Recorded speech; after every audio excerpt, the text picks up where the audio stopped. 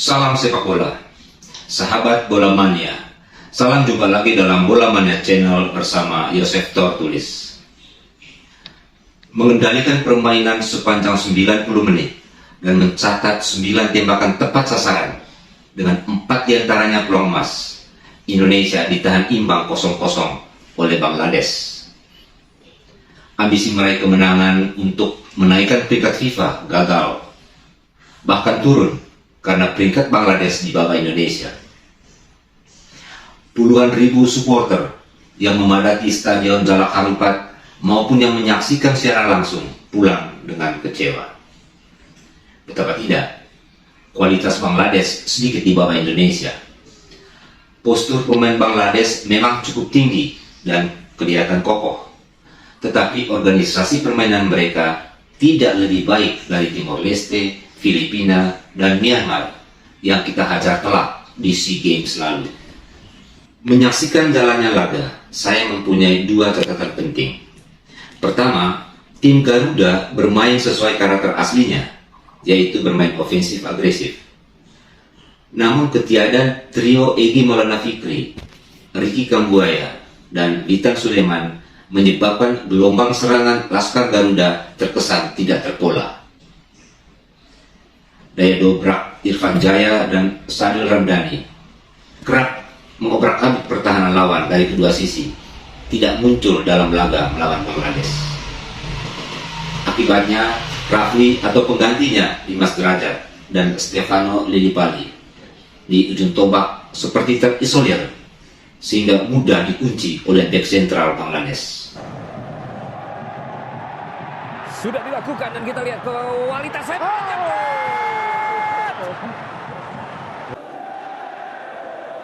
Kode tangan sudah dilakukan, bola mengitir. Ada Lillipali dan jabret. Belakang lagi Mark Klok, angkat jabret. Dimas Derajat kali ini.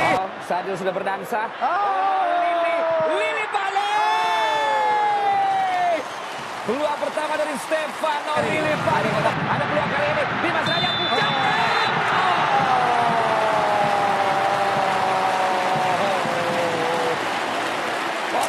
Yang sangat baik sebenarnya tadi, namun masih dalam posisi. Catatan kedua, bahwa formasi 4-4-2 yang diterapkan pelatih Sinteyong saat melawan Bangladesh sesungguhnya tidak cocok dengan karakter dan gaya permainan Indonesia.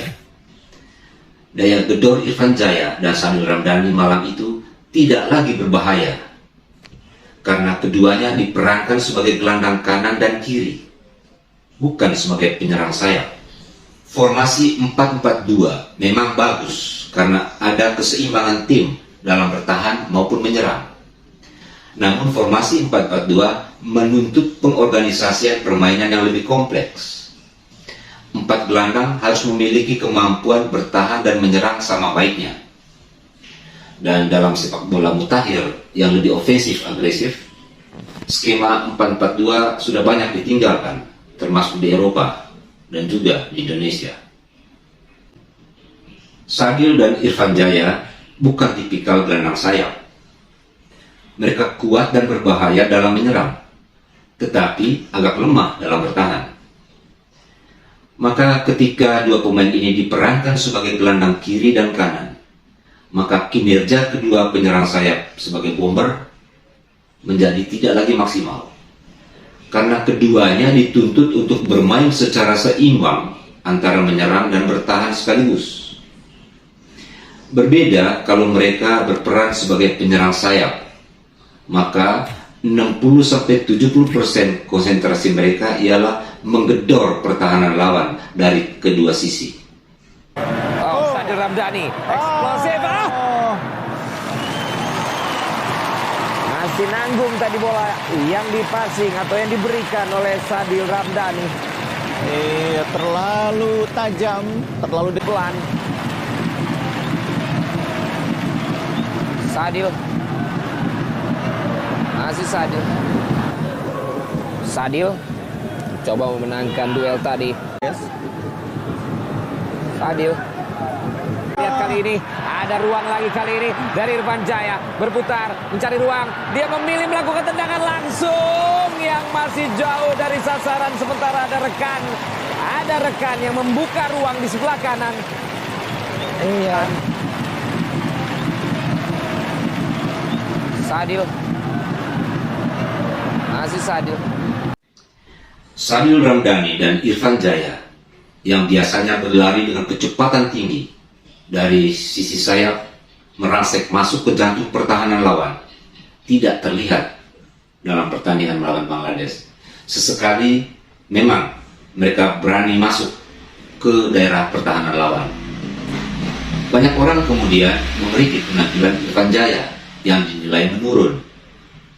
Menurut saya, bukan Irfan Jaya yang menurun. Posisi dan peran Irfan yang beroperasi di gelandang kiri menjadi penyebab. Posisi dan peran gelandang kiri sangat berbeda dengan posisi penyerang sayap kiri.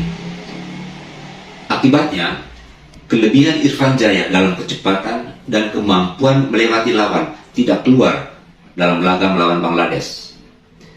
Situasi yang sama dialami juga oleh Sadil Ramdhani yang dipaksa sebagai gelandang kanan. Berbeda jika tim nasional kita bermain dengan formasi 4-3-3 seperti diterapkan Sinteyong di Piala AFF dan SEA Games lalu.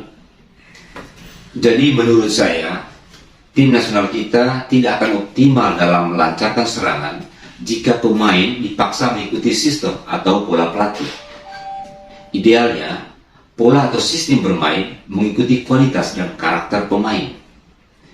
Pemain Indonesia banyak yang memiliki ball skill dan kecepatan bagus untuk beroperasi sebagai penyerang sayap.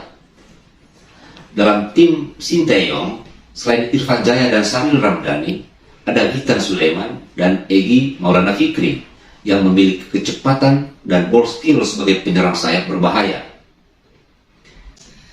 Kalau saya boleh berpendapat, trio Witan, Ricky Kambuaya, Egy Maulana Fikri tetap yang terbaik untuk menghadapi Kuwait, Yordania, dan Nepal di babak kualifikasi Piala Asia 2023 pekan depan.